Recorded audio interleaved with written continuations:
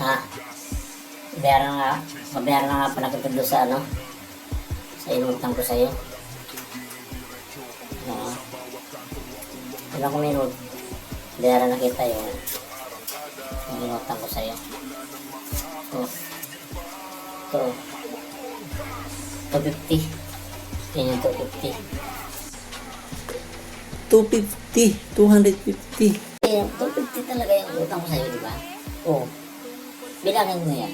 Sa dalawa. 50. Ilan ba yan? 250. Dalawa pala eh. 250.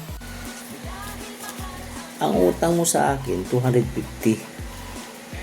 Hindi yung isa.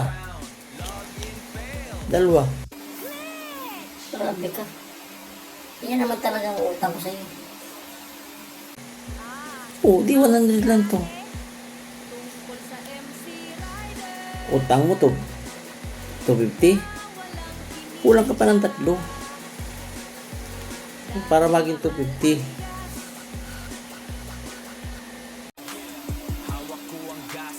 Magkaiba ba yan? Magkaiba ba yun?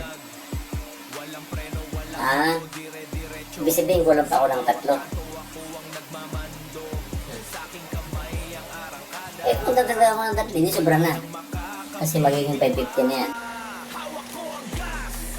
Kaya nga, pag pinagsama mo to, 150 o 250. Basta yan ang babayad ko sa'yo. Ayun, para sa'yo. Napakagulang. 250, 150, 250. Basta ang utang mo sa akin, 250. Tapos, ang usapan, sa'yo na yung 250 na yan.